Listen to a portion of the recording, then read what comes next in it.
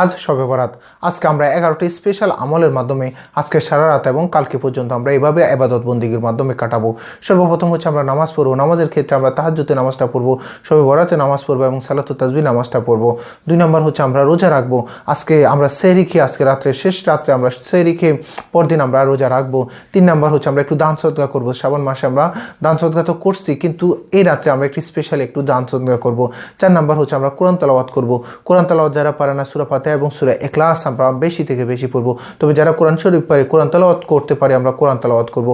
এরপর হচ্ছে আমরা বেশি থেকে বেশি দুরূদ শরীফ পড়বো। 5 নম্বর আমল হচ্ছে বেশি থেকে বেশি দুরূদ শরীফ। 6 নম্বর আমল হচ্ছে আমরা বেশি থেকে বেশি জিকির করবো। যার কাছে যে জিকিরটা ভালো লাগে ওই জিকিরটা করবেন। তবে সুবহানাল্লাহি আলহামদুলিল্লাহি ওয়া লা ইলাহা ইল্লাল্লাহু আল্লাহু আকবার, এই জিকিরটা আমরা বেশি থেকে বেশি করব।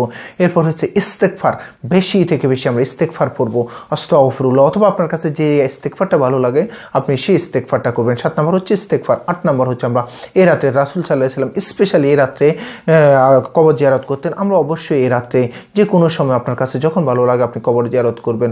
এরপর হচ্ছে 9 নম্বর হচ্ছে এই রাত্রেতে আমরা চেষ্টা করবো একটু ভালো খাওয়ার দাওয়ার ব্যবস্থা করতে, অ্যারেঞ্জ করে নিজে যেমন খাবো, আমাদের চতুর্পাশে পাড়া প্রতিবেশী যারা আছে আমার সামর্থ্য মধ্যে সবাইকে বিলাবো।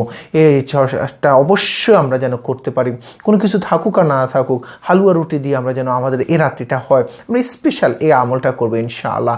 এরপর হচ্ছে 10 নম্বর হচ্ছে একেবারে শেষ রাত্রিতে আপনি তাহাজ্জুদ পড়ে একটু জিকির করে এরপর শেষ রাত্রিতে আপনি একটু চাইবেন, আল্লাহর কাছে চাইবেন, আপনার নিজের জন্য চাইবেন, সন্তান সন্ততির জন্য চাইবেন, আপনার পাড়া প্রতিবেশী যারা আছে সবার জন্য, পুরো উম্মতে মুহাম্মাদের জন্য আপনি চাইবেন, তাদের বালাইয়ের জন্য চাইবেন, তাদেরকে হেদায়েতের জন্য উঠাই দেয় যেন আল্লাহ পাক, সেইভাবে আপনি চাইবেন। এবং সর্বশেষ যে কাজটা করে আমরা সারা রাত ইবাদত বন্দেগী করলাম, কিন্তু আমরা দেখা যায় ফজর নামাজ না পড়ে আমরা ঘুমিয়ে যাই, এটা কিন্তু করবেন না। এশার নামাজ এবং ফজরের নামাজ বাধ্যতামূলক আপনি অবশ্যই এই রাত্রে আদায় করবেন। সবসময় তো করি, কিন্তু বাধ্যতামূলক এশার এবং ফজর নামাজ আমরা যেন জামাতের সহিত তাকবীরের সহিত পড়তে পারি, সেভাবে এই স্পেশাল 11টা আমলের মাধ্যমে আমরা এই শবে বরাতের রাত্রিটা কাটবো ইনশাআল্লাহ।